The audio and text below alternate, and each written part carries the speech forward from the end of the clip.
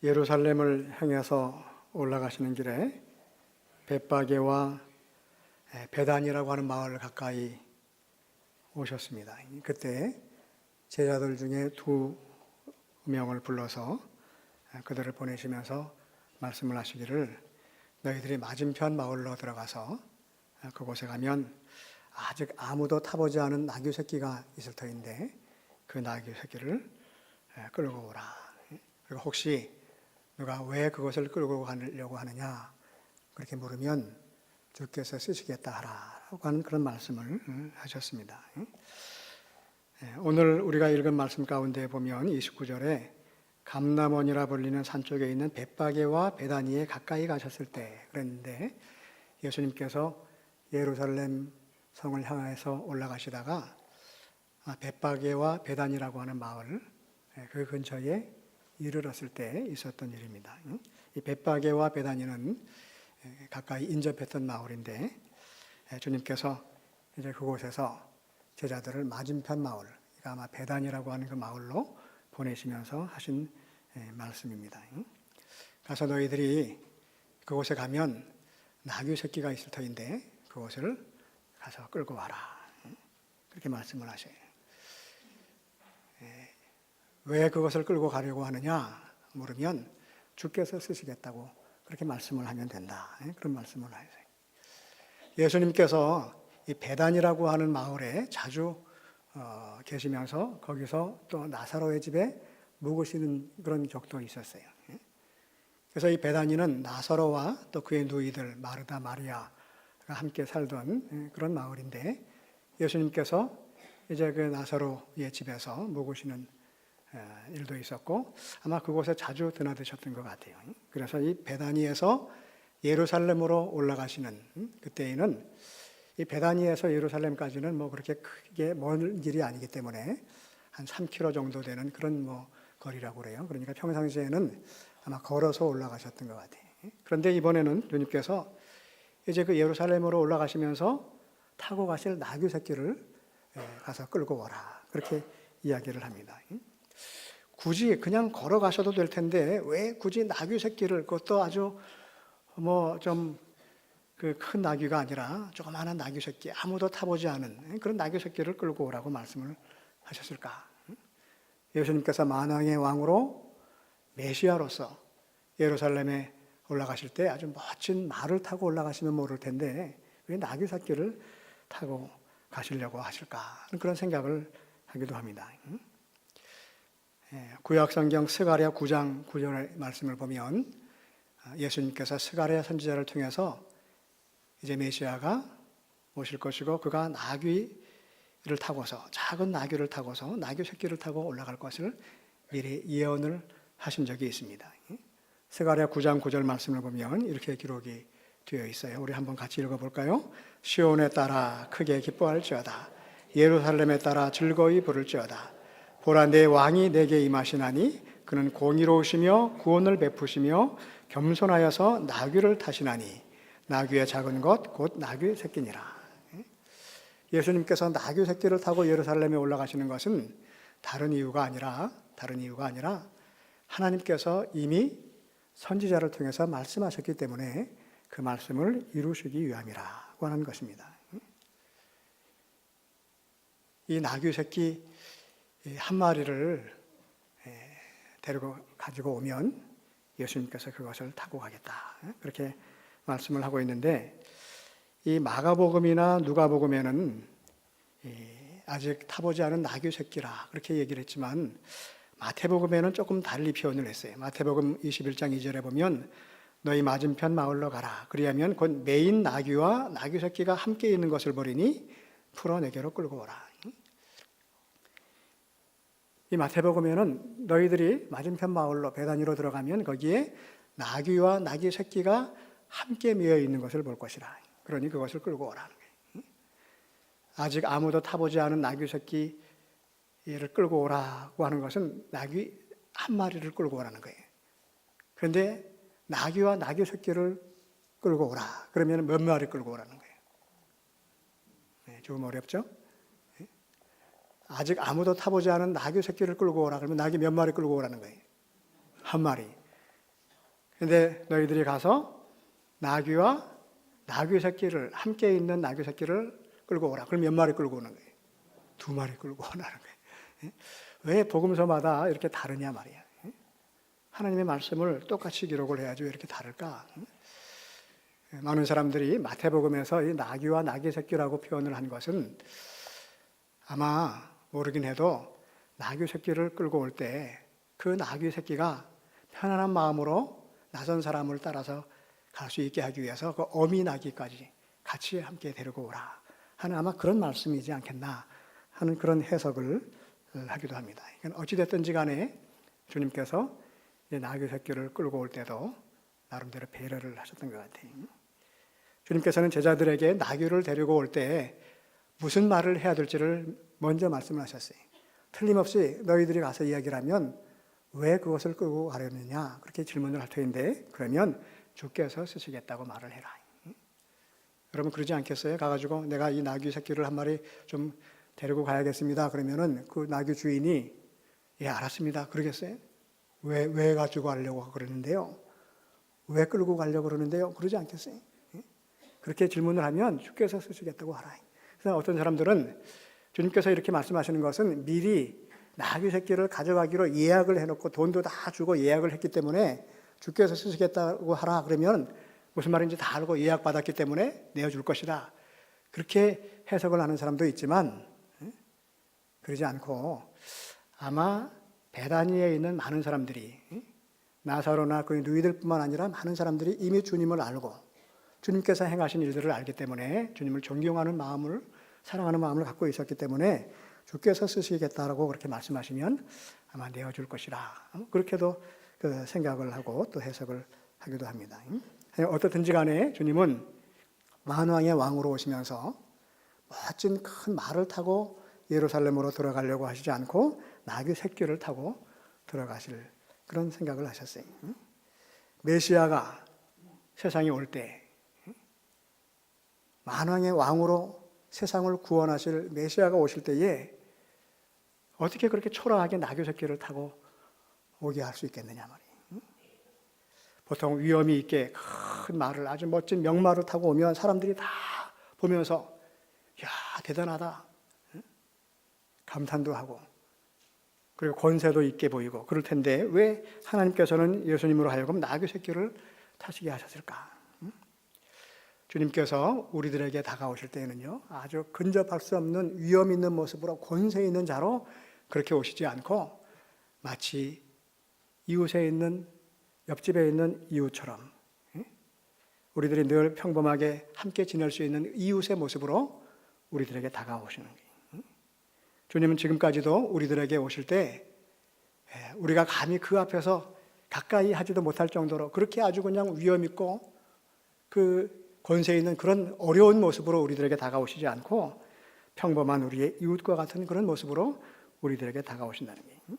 가만히 생각을 해보면 권세 있고 위엄 있는 모습만이 대단한 것은 아닙니다. 오히려 감히 쳐다보지 못할 정도로 여느 사람들과 멀리 떨어져 있는 그런 모습 속에서 우리들이 어떤 위엄을 찾을 수 있는 것이 아니라 우리 가까이 함께하고 또 함께 슬픔을 나누고 기쁨도 나누고 서로의 그 아픔과 그 기쁨을 함께 나눌 수 있는 그런 모습 속에서 우리들이 서로 영향을 받기도 하고 또 감동을 하기도 하는데 예수님께서는 우리들에게 다가오실 때에 아주 친근한 모습으로 겸손한 모습으로 그런 모습으로 다가오셨다는 거예요. 아버지와 어머니가 여느 다른 어른들보다도 더 위엄이 있고 또 영향력이 있게 하려면 자녀들과 아주 멀리 떨어져서 감히 자녀들이 아버지의 그림자도 밟지 못할 정도로 그렇게 멀리 떨어져서 아주 위험이 있는 모습으로 그러고 계실 때 자녀들이 아버지에게 또는 어머니에게 영향을 받고 또 감동을 받느냐? 그렇지 않죠. 예전에는 자녀들이 아버지에게 가까이 가기가 굉장히 어려웠어요. 아버지는 그야말로 가정에서 그 권위가 있는 분이었어요. 그렇기 때문에 가까이 하기가 어려웠지만 그렇게 아주 좀 무섭고 두려운 존재로서 아버지가 그런 자리매김을 하고 있을 때 자녀들에게 사실 선한 영향력을 끼치기는 좀 어렵습니다. 아버지가 무섭기는 하지만 아버지에게로부터 어떤 좋은 영향력을 받기는 좀 어렵다는 거예요. 오히려 요즘처럼 아버지가 자녀들과 함께 뒹굴고 자녀들을 무등도 태우고 함께 놀면서 그러면서 지내면 위험이 있어 보이지는 않지만 그러나 그 아버지로부터 그 어머니로부터 자녀들이 영향을 받아요. 그리고 그 분위기 속에서 자녀들이 더욱더 그 아름다운 모습으로 그렇게 또 성장해 나갈 수가 있습니다. 보통 권세를 가지고 위험 있는 모습을 보이려면 멀찌감치 떨어져 있으면 돼요. 자주 만나지 않고 멀리하고 어쩌다 한번 모습을 보여주고 그러면은 사람들이 가까이 하기를 어려워하죠. 그러나 우리 주님께서는 우리들에게 다가오실 때 그렇게 오시지 않는다는 거예요. 얼마 전에 어떤 분이 청와대라고 하는 그 대통령 집무실과 그 관저가 있는 그 청와대가 공간적으로 건축학적으로 어떤 문제가 있는가 하는 것을 조사를 해가지고 발표한 적이 있어요. 미국 대통령이 집무하고 거하는 그 백악관과는 달리 선진국에 있는 대통령 집무실에는 관저와는 달리 우리나라 청와대는 굉장히 비효율적인 그런 공간 구조를 갖고 있다. 그런 얘기를 하더라고요. 그 청와대 처음에 이렇게 딱 들어가면 그 로비가 있고 2층으로 올라가는 계단이 빨간 양탄자가 깔려 있는 계단이 있고요. 2층으로 올라가면 대통령 집무실이 있대. 그 옆에 부속실이 있고 또 옆에 접견실이 있고 하는데 그 외에 보좌관들이나 비서관들이 수시로 대통령을 접견하면서 이렇게 보고를 하고 할 수 있는 그런 공간은 없다는 거예요. 우리들은 청와대가 어떻게 생겼는지 잘 모르잖아요. 저도 잘 모르는데 저도 요번에 이렇게 보니까 위민관이라고 하는 그런 건물이 또 따로 있다는 거예요. 그러니까 보좌관들이나 비서관들이 집무를 하는 공간이 따로 떨어져 있는데 어느 정도 떨어져 있냐 하면은 대통령 집무실과 한 500km, 500m, 600m가 떨어져 있다는 거예요. 500m 얼마 안 되지. 그런데 500m가 사실은 굉장히 먼 거리. 그러니까 대통령에게 무슨 가가지고 서면 보고를 하든지 어떤 그 접촉을 하면서 보고를 하려면 자동차를 타고 가거나 아니면 자전거를 타고 가거나 아니면 막 뛰어서 가야 된다는 거예요. 혹시라도 일본 일처가 급한 그런 보고를 하려면 어떻게 할 수 있을까 말이에요. 이거는 말이 안 되는 공간이라는 거죠. 그런 구조라는 거예요. 그 넓은 그 집무실에 대통령 집무실 하나 있고 옆에 접견실 있고 그리고 다른 그것들은 없다는 거예요. 회의실이나 이런 것들은. 그래서 거의 대통령 혼자 거할 수 있는 그런 공간에 누가 접근하기가 어렵다는 거예요. 그래서 보좌관들도 청와대 근무하는 사람들도 자기가 퇴직할 때까지 대통령 얼굴 한번 보는 것은 거의 불가능한 일이라고 하는 그런 이야기를 하는 것을 들었어요. 그런 구조 속에 있다고 한다면 소통하기가 굉장히 어렵겠죠. 사람들이 가까이 가기는 굉장히 두려워할 거예요. 그래서 대통령을 한번 접견하려면 몇 단계를 거쳐야 된다는 거예요. 문도 몇 개를 통과해요. 그리고 그 넓고 천장이 높은 양탄자가 쫙 깔려 있고 하는 그 공간에 들어가면 아주 그냥 먼저 그냥 이렇게 기가 죽는다는 거지. 그래야 아주 위험이 있어 보여요. 그러나 소통은 할 수가 없어요. 예수님께서 만약에 이 세상에 오실 때 십자가를 지시기 위해 예루살렘으로 올라가실 때 아주 멋진 준말을 타고 주변에는 많은 호위병들이 있어서 사람들이 접근하는 것을 다 가로막고 그리고 호위하면서 그러고 올라갔다고 한다면 어린아이가 종려나무 가지를 들고 호산나 주의 이름으로 오시는 이여 그렇게 외치면서 온 백성들이 환호하는 그런 모습을 과연 볼 수 있었겠는가 말이에요.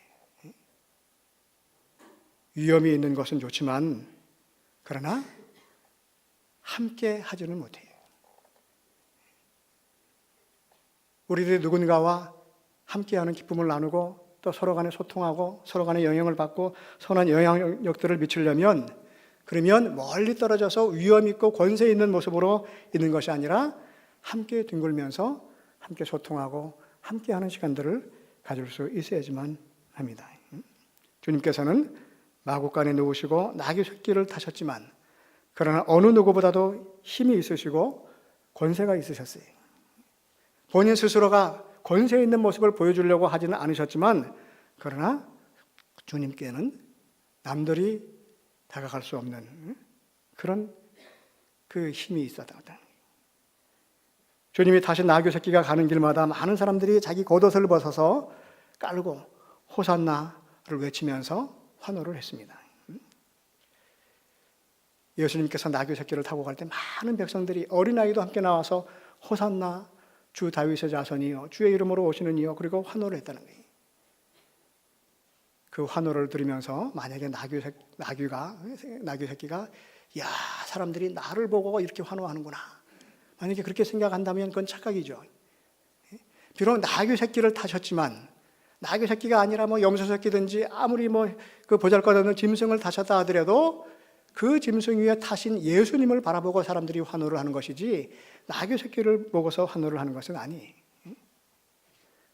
마찬가지로 우리들이 세상에서 존경을 받고 높임을 받을 수 있다고 하면 우리들이 능력이 있고 또 우리들이 도덕적이고 정의롭고 깨끗해서가 아니라 우리들 안에 주님이 계시기 때문입니다. 목사가 성도들로부터 대접받는 것은 예수님을 섬기는 일을 하기 때문입니다.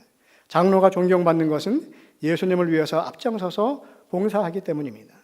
우리가 주님의 자녀로 주님의 일꾼으로 대접받고 존경받는 것은 우리 안에 주님이 계시기 때문입니다. 우리가 주님을 모시고 있지 않으면 주님과 전혀 관계가 없으면 우리가 무슨 이유로 대접을 받고 존경을 받을 수 있겠습니까? 내가 잘나서 내가 능력이 있어서 다른 사람들이 나를 존경하는 것이 아니라는 거예요. 우리는 종종 착각을 합니다. 내가 일을 잘하고 내가 실력이 있어서 그래서 사람들이 나를 따른다고 생각을 해요. 천만의 말씀이 우리가 장로가 되고 집사가 되고 권사가 되고 또 교회의 일꾼이 되는 것은 그만한 실력이 있고 능력이 있어서가 아닙니다. 오직 한 가지 주님을 위해서 봉사하는 자이기 때문에 그래요. 주님과 관계가 없으면 우리는 아무것도 아닙니다.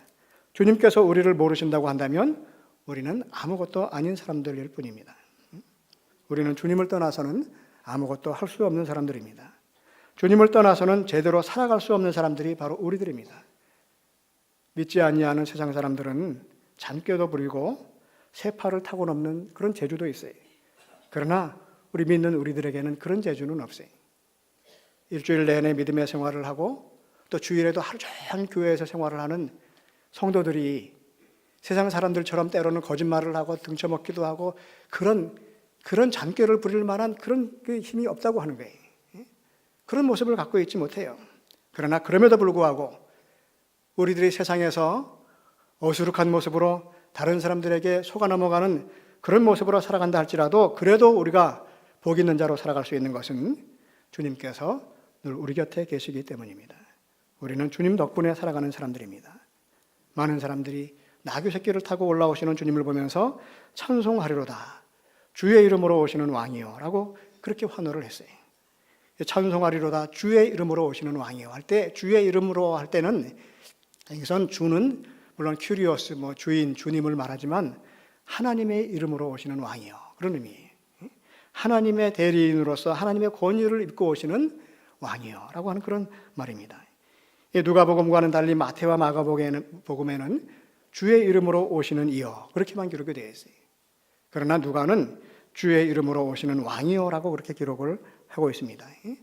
예수님이 하나님께로부터 보냄을 받은 왕의 권위를 지니신 메시아라고 하는 것을 다시 한번 강조하는 그런 말일 것입니다. 또 많은 사람들이 종려나무를 흔든다고 하는 것은 단순한 환영의 표시가 아니라 개선장군이나 왕이 입성을 할 때 그때 했던 행동이 바로 종려나무를 흔드는 행동입니다. 또 호산나라고 하는 말은 우리를 구원하소서, 지금 우리를 구원하소서라고 하는 그런 의미가 담겨 있어요. 그래서 예수님께서 나귀 새끼를 타고 올라오시는데 많은 사람들이 종려나무 가지를 들고 호산나를 외치며 주의 이름으로 오시는 왕이요 라고 그렇게 환호를 했다고 하는 것은 그냥 단순한 환영의 의미만이라고 생각할 수는 없습니다. 주님께서 예루살렘에 입성하신 때는 유월절을 준비하는 기간이었습니다. 유월절은 이스라엘에게 있어서는 가장 큰 명절이에요. 거의 300만 명이 넘는 많은 사람들이 예루살렘으로 모이는 바로 그때가 유월절입니다. 이때가 되면 로마 총독은 굉장히 그 많은 생각을 할 수밖에 없었다 그래요. 왜냐하면 많은 사람들이 한꺼번에 모이는 그때 로마 총독이나 유대 종교 지도자들은 이때가 가장 그들이 신경이 쓰이는 때라는 거예요. 혹시라도 밀란이 일어나지 않을까. 사람들이 많이 모이게 되면 제일 그 바빠지고 또 분주해지는 사람이 누구냐 하면 치안을 맡은 사람들이죠. 만일 대구 동성로에 100만 명이 모인다 그러면은 여러분 어떻게 했어요? 대구시에 있는 모든 경찰서에 아마 그냥 비상이 걸릴 거라는 거예요. 이스라엘이 로마의 식민지로 있으면서 역사적으로 많은 독립운동을 하기도 했습니다. 그러니까 소위 말해서 우리들이 만세운동을 하는 것처럼 그 간헐적으로 시위가 일어났다는 거예요. 데모가 일어났다는 거예요. 그런데 그 모든 밀란이나 시위는 언제 주로 일어났냐 하면은 6월절 명절 때에 맞춰서 그 시위가 주로 일어났다는 거예요. 6월절은 이스라엘이 애굽에서 해방된 날을 기념하는 그런 절기. 그러니까 그때 그 해방 기념일을 전후로 해가지고 많은 백성들이 시위를 하고 밀란을 또 만들어내기도 했다는 거죠. 그렇기 때문에 이 6월절 많은 백성들이 모였을 때에 많은 사람들이 어린아이로부터 어른에 이르기까지 종려나무 가지를 흔들면서 주의 이름으로 오시는 왕이요, 호산나 다윗의 자손이요, 그렇게 환호를 했다고 하는 것은 이들이 지금 저 예수를 이스라엘의 왕으로 모시려고 하는 게 아니냐, 로마의 황제를 지금 거부하고 이스라엘의 왕으로 모시려고 하는 것이 아니냐 하는 그런 염려를 할 수 있는 그런 상황이라고 하는 것이죠. 실제로 열왕기하 9장 1절 이하에 보면 이스라엘이 아합 왕 때에 엘리사 선지자가 그의 제자를 예후라고 하는 사람에게 보내서 하나님께서 당신을 왕으로 세우실 것입니다, 그렇게 얘기를 했어요. 그랬을 때 백성들이 그 얘기를 듣고 그 예후 발밑에 자기들이 입었던 겉옷을 깔고 예후를 환호했다는 거예요. 정말로 아합 왕이 쫓겨나고 예후가 왕이 되었어요. 그렇기 때문에 겉옷을 깔고 호산나를 부르면서 환호를 했다고 하는 것은 유대 종교 지도자들이나 로마 총독에게 있어서는, 로마 관리자들에게 있어서는 굉장히 아주 심각한 상황이었습니다. 상황이 이쯤 되었기 때문에 주님 곁에 있었던 어떤 바리새인들이 이런 얘기를 합니다. 39절 말씀을 보면 무리 중 어떤 바리새인들이 말하되 선생이여 당신의 제자들을 책망하소서. 바리새인들이 지금 염려가 되어서 예수님께 하는 이야기입니다. 선생님, 당신의 제자들을 좀 만류하십시오. 지금 이러다가 큰 소요가 일어나겠습니다. 당신의 제자들을 좀 잠잠히 하십시오. 이런 환호를 좀 잠재우라고 하는 거예요. 그랬을 때 주님께서 말씀하시기를 만일 그들이 침묵하면 돌들이 소리를 지를 것이라고 그렇게 말씀을 하십니다.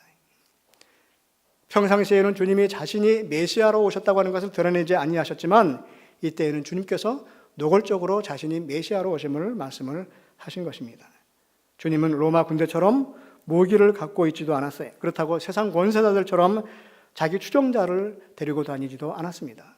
물론 예수님의 제자들이 있긴 했지만 그러나 목숨을 내어놓고 왕으로 삼으려고 그 자기 어떤 권세를 또 옆에서 또 함께 나누어 먹으려고 하는 그런 마음을 가지고 따라다니는 추종자들도 없었다고 하는 거예요. 요즘 정당들처럼 조직된 어떤 시스템을 갖고 있지도 않았습니다. 주님은 그야말로 내세울 것이 아무것도 없었어요. 더구나 여느 사람들처럼 위험 있는 모습으로 권위를 내세우며 사람들 앞에 서지도 않으셨습니다. 그러나 모든 사람들이 주님의 이름을 부르며 환호했습니다. 모든 사람들이 주님을 높이며 찬양을 했다는 거예요. 주님께서 비록 마구간에 오셔서 나귀를 타고 예루살렘으로 올라오셨지만 그러나 많은 사람들이 주님을 환호했어요. 아무 권세도 드러내지 아니하시고 아무 위험도 보이지 아니하시고 아무것도 없으셨지만 주님을 따르는 추종자들도 없었고 그가 내세울 만한 것이 아무것도 없었지만 그러나 세상이 주님을 환호했다고 하는 겁니다. 우리들도 마찬가지입니다. 어떤 면에서 보면 믿는 우리들도 주님처럼 아무것도 갖고 있지 않은 사람들이라 할지라도 우리들은 넉넉히 세상을 이길 수 있는 힘이 있는 사람들입니다. 세상에 권세 있는 자들, 재력 있는 자들과 같이 내세울 것이 우리들은 없어요. 돈이나 권세로 우리를 치장할 수도 없습니다. 몇몇 그야말로 지도자들처럼 진짜 자기의 모든 자랑거리를 내세우면서 떵떵거리는 그런 모습을 보일 수도 없어요. 우리가 자랑할 수 있는 것이 아무것도 없어요. 어떤 사람들처럼 수십억 원 되는 주식도 갖고 있지 않아요. 어떤 사람들처럼 집을 두 채, 세 채 외국에 집을 갖고 있는 그런 부자들도 아니에요. 아무리 잘못을 저질러도 앞장서서 막아주는 그런 정치 권력이나 비호 세력을 갖고 있는 것도 아니에요. 내세울 수 있는 것이 아무것도 없습니다. 자랑할 수 있는 것이 아무것도 없어요. 그러나 그럼에도 불구하고 우리들은 얼마든지 세상을 넉넉히 이기며 살아갈 수 있는 사람들이라고 하는 것입니다. 우리들이 주님의 자녀다운 모습으로 살아가기만 하면, 하나님 나라 백성답게 살아가기만 하면 모든 사람들이 우리들 앞에 머리를 숙일 수 있다는 거죠. 우리가 처한 상황이 지금 어떠한가 하는 것은 그리 큰 문제가 되지 않습니다. 왜냐하면 우리가 처한 상황이 아무리 열악하고 아무리 형편없다 할지라도 주의 이름으로 오시는 왕이신 예수 그리스도께서 늘 우리들 곁에 함께 계시기 때문입니다. 만왕의 왕으로 오신 주님께서 늘 우리 곁에 함께 계시기 때문에 우리들은 지금 내가 내세울 것이 아무것도 없어도 그래도 이 세상을 이기는 복 있는 자로 살아갈 수 있다고 하는 것입니다. 나귀 새끼를 타시면서도 모든 사람 앞에 낮고 낮은 모습으로 계시면서도 세상을 넉넉히 이기신 주님처럼 우리도 우리가 처한 형편이 어떠하든지 낮고 겸손한 모습으로 하루하루 주님을 닮아가는 생활을 하기만 하면, 그러면 우리들도 세상을 이기는 자로 살아갈 수 있습니다. 주의 이름으로 오시는 왕이신 주님이 늘 우리와 함께 계시고 우리들 곁에 계시기 때문입니다. 우리 함께 기도하겠습니다.